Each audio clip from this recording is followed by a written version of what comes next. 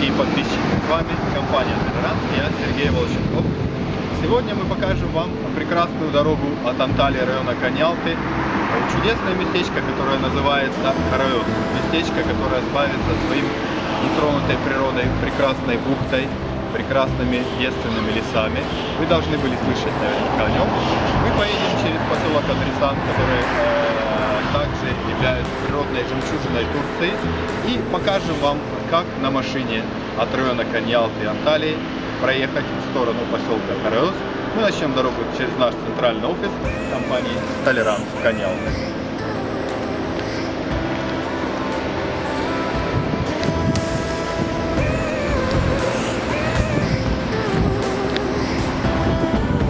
Сейчас мы выезжаем из Анталии. Это дорога в сторону Кемера. Прекрасная дорога, которая идет вдоль побережья моря. Поэтому она доставит вам очень много прекрасных минут удовольствия. Здесь вы можете увидеть новый подъемник, телеферик, который был запущен в этом году. И который доставит вас на обзорную точку вверху, где находится крутящийся ресторан. То есть вот это как раз место, где заканчивается Анталия и начинается дорога на Кемер.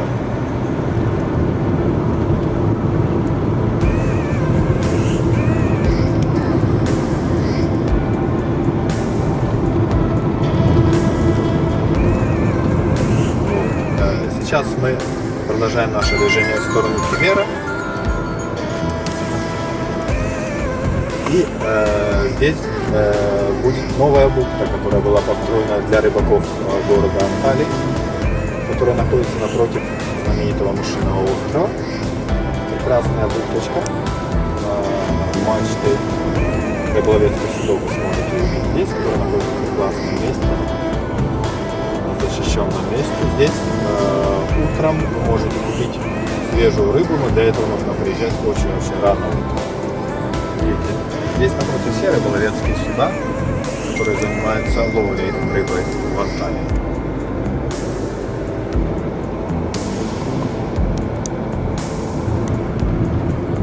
Вот здесь находятся одни из активных пляжных мест отдыха, куда вы можете приехать в выходной день либо на воскресенье и среди деревьев на берегу моря провести прекрасное время с пикником, шашлыком, всей семьей, как любят турки.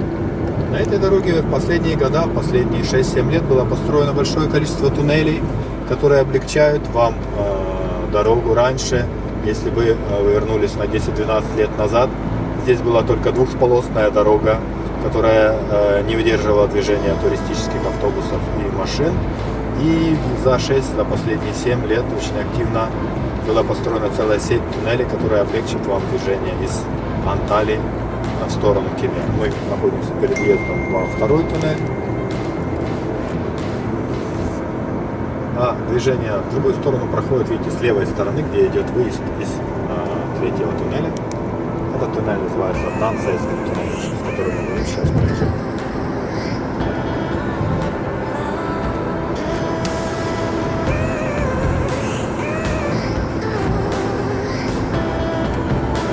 Нужно сказать, что турки не зря славятся своими строительными работами, строительными подрядами, качествами. Они действительно в очень короткое время умеют облагородить территорию. Они очень хорошо строят дороги. Дороги в Турции очень хорошие. Вы получите прекрасный опыт вождения и не встретитесь ни с какими трудностями, потому что действительно уровень дорог даст вам только возможность наслаждаться ездой и не думать о проблемах. Первый поселочек, который будет у вас на дороге в Кемер, это поселок Бельдиби, который также знаменит сетью своих отелей, который находится на побережье. Это маленький поселочек, административным центром которого является город Кемер. И сейчас Бельдиби приписан к району Каньялты, города Анталии. Здесь находится слева область отелей, очень много трехзвездочных недорогих отелей и ряд 4-звездочных, 5-звездочных отелей, которые находятся прямо на побережье. Посмотрите направо, вы увидите дорогу, которая идет в горы, и дорога эта ведет вас в каньон, замечательное место, где узкая горная река, окружена со всех сторон горами. И там всей семьей вы можете провести прекрасный отдых, особенно с детьми. Это интересно, когда вы заходите в эту реку и идете, либо плывете по ней. Очень холодная вода, что просто отлично, жаркое время года. Ну, это место, которое заслуживает того, чтобы сделать для него специальный репортаж, что, я надеюсь, мы сможем сделать в другое время. После Бельдиби вторым поселочком является поселок Гёник. Вы можете увидеть въезд в него, первый въезд в поселок Гёник. Это тоже туристический поселок, который знаменит своими отелями в первую очередь. Отелями, которые открыты больше в летнее время, которые предоставляют прекрасный семейный отдых в окружении леса и сосен. Вообще, если вы могли заметить, регион Кемера славится тем, что здесь находится очень хорошая флора, очень большие леса, знаменитыми видами сосен. Если вы посмотрите направо, это также одно из знаменитых мест, называется Дино парк, акционный парк, который позволит вам хорошо провести время с детьми. Здесь вы можете увидеть разные аттракционы, макеты динозавров, вещи, связанные, допустим, с дартом, с активным отдыхом. Вы можете приехать сюда на целый день, провести здесь время всей семьей очень хорошо. То есть особенно, конечно, это понравится детям. Сейчас мы подъезжаем к второму въезду в Гёник. Налево идет полоса отелей, а направо на самом деле сам центр этого поселочка с центральными воротами въезда, с маленьким постом жандармерии и всей районной инфраструктурой, которая находится здесь. Вот здесь находится поселок Гёник, который также является больше туристическим поселком. Посмотрите на эту великолепную дорогу, эти горы, которые покрыты сосновыми лесами. Это национальная заповедная зона, национальный парк, которым отличается именно регион Кемера. Регион Турции она разная. То есть если вы поедете в Аланию, в сторону Алании, то дорога там будет более пустынная, там не будет лесов, но регион Кемера славится на своей зеленью, прекрасными лесами, что вы можете видеть вокруг. Действительно, они придают очень особую атмосферу в этом регионе. И эта дорога является одна из самых красивейших дорог вообще побережья, если не всей Турции. После Гёника находится въезд в поселок Кемер, где официально живут, как видите, 42-45 тысяч человек. Ну, я думаю, здесь реально проживает 60-70 тысяч человек. Он находится слева, тоже в прекрасной бухточке. В нашем канале вы сможете увидеть видео про Кемер. Но это будет уже отдельная тема. На этой дороге находится 3 въезда в Кемер. Мы подъезжаем к первому из них. Первый въезд в Кемера, который идет в самый центр, который проходит вдоль побережья. Можете увидеть написано Шехир Меркези, что значит центр города. Если вы приехали в Кемер, вы можете сразу повернуть налево и попасть в центр города. Потому что дальше мы поедем по объездной дороге, которая не будет проходить через Кемер, а будет огибать его сверху. Вот мы подъезжаем ко второму въезду в Кемер. Направо пошел въезд, где вы можете попасть в центр города. А мы, как я говорил, проходим по объездной дороге. Справа находится автобусная станция города Кемер, где вы можете увидеть автобусы. То есть, если вы приедете в Кемер на автобусе, то вы приедете именно сюда, где вы сможете попасть в центр города. Сейчас мы подъезжаем к третьему въезду в Кемер. Видите, он окружен прекрасными горами со знаменитой скалой, которая является местной достопримечательностью. То есть природа этого региона действительно потрясающая, красивая. Здесь очень много апельсиновых садов, лимонных садов, сосновых деревьев. То есть если вы попадете сюда, вы прекрасно проведете свой отдых в окружении природы. Просто посмотрите направо, и я думаю, вам захочется сюда прямо сейчас.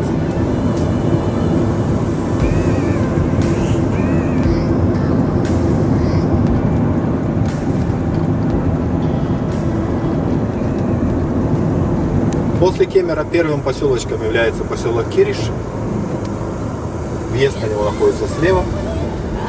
И это тоже туристический поселок, где располагается либо сам поселочек на побережье налево, либо дальше вы поедете прямо в поселок, дорогу, которая идет в Караёс. Вот здесь мы как раз находимся на перекрестке, который ведет налево в центр поселочки Адресан. Дальше вы попадете, если вы поедете сюда, вы попадете именно в бухту Адресана, если вы хотите отдохнуть здесь. Но нам ехать прямо. Вы можете увидеть на этой табличке, видите, написано Караёс, Мавикен, Рибейконак. То есть нам именно по этой дороге дальше.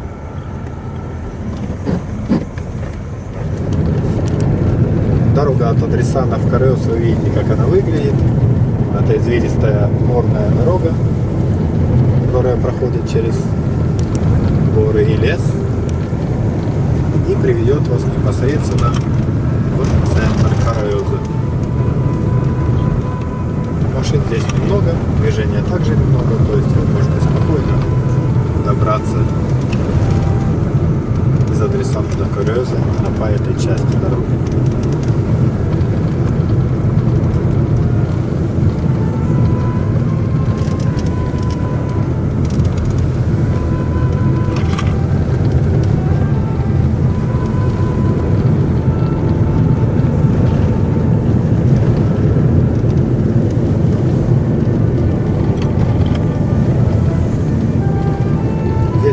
Через маленький перевал мы начинаем спускаться уже непосредственно в бухту Караёза. То есть вся дорога от Адресана до Караёза займет у вас, может быть, не больше 10-15 минут. Вам нужно не пропустить вот этот поворот. Видите, Караёз, маленькая табличка, которая показывает, что вам нужно свернуть налево. Поэтому мы уходим здесь налево, именно в сам поселок Караёс.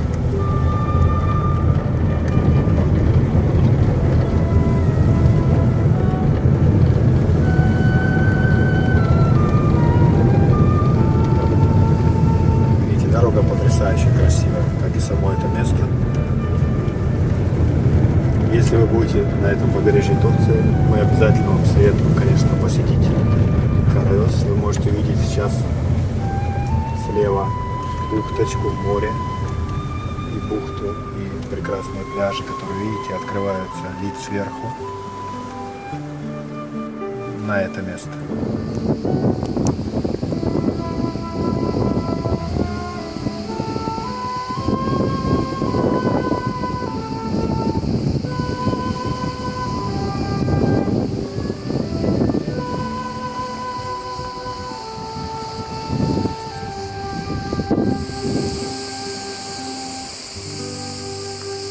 Если в дороге вы устали, вам хочется отдохнуть или выпить воды, всегда можете воспользоваться прекрасными местами, оборудованными источником с питьевой водой, утолить свою жажду, выпить вино и просто посидеть на столике в окружении прекрасного морского пейзажа.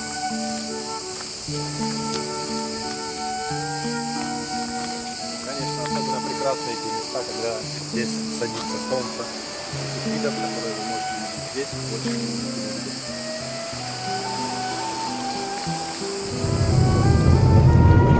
Мы как раз спускаемся в бухту Караёза.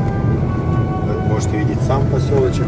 То есть это виллы, дома отдыха, которые располагаются на склоне с видом на море.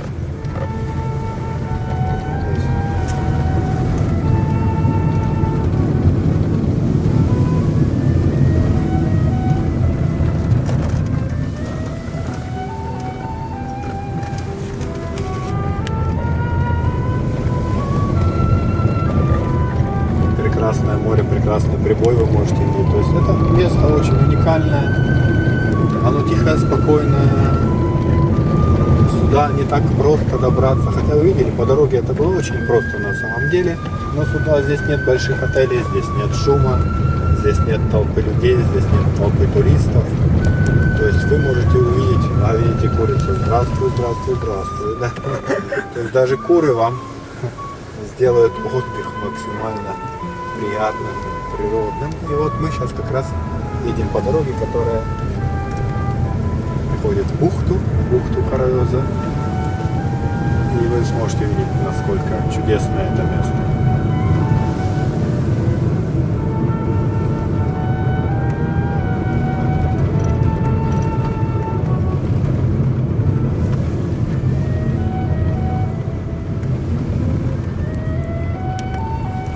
Поверьте, оно будет стоить того, чтобы вы проделали этот путь из Анталии, поселок, который называется Караёз. Время в пути у нас заняло в районе часа, то есть от Анталии до Караёза по спидометру в районе 100 километров. Конечно, это будет зависеть от того, будете делать вы остановки в пути или нет. Но примерно за час вы можете очень не спеша попасть в поселок Караёз и насладиться этими прекрасными видами, прекрасным морем, пляжами и всей атмосферой здесь. Вот мы и приехали в бухту, которая называется, поселок, который называется Караёз. Дорогие наши подписчики, вы можете увидеть, что это прекрасное место, окруженное горами, окруженное лесами, чистым, нетронутым морем. И мы рады будем всегда видеть вас здесь. И поверьте, здесь вы получите большое удовольствие от этого места, которое поразит вас своей природной красотой. И это много прекрасного отдыха и радости.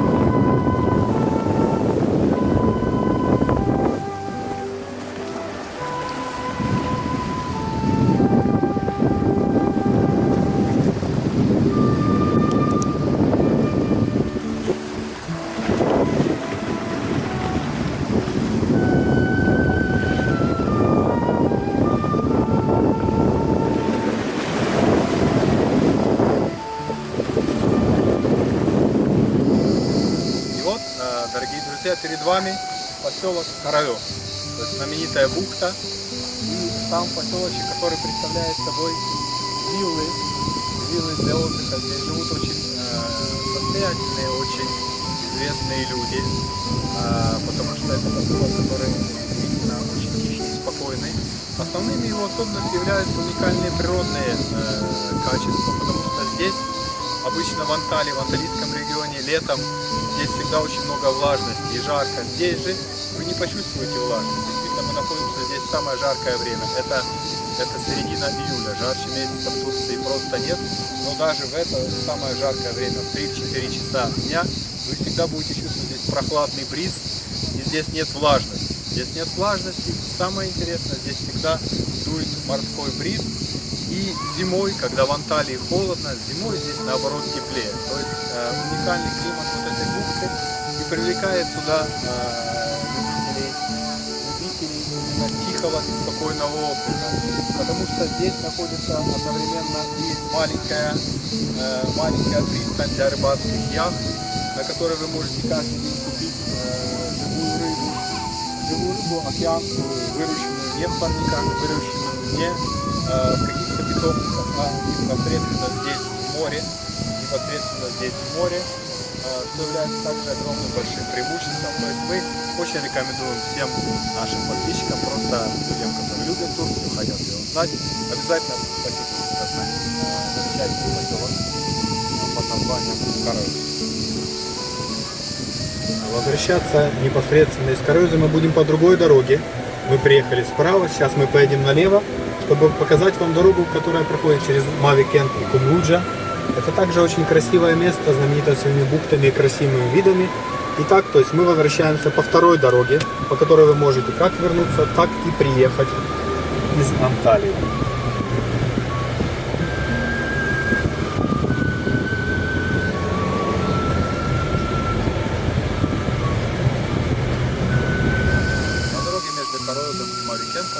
можете встретить множество маленьких бухточек, где находятся прогулочные корабли, где вы можете привезти свою маленькую лодку и спустить ее к морю.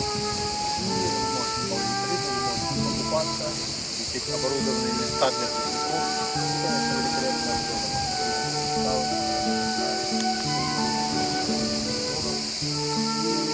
вся эта атмосфера моря, которая даст вам заряд энергии на много дней вперед. На дороге между Карнозом и Малией Кентом вы сможете увидеть большие широкие пляжи, бескрайние, просто посмотрите, какие они огромные, где вы сможете отдохнуть всей семьей, где вы сможете почувствовать себя наедине с морем, где у вас не будет толпы людей, которые купаются. То есть вот еще преимущество большое именно этого прекрасного места.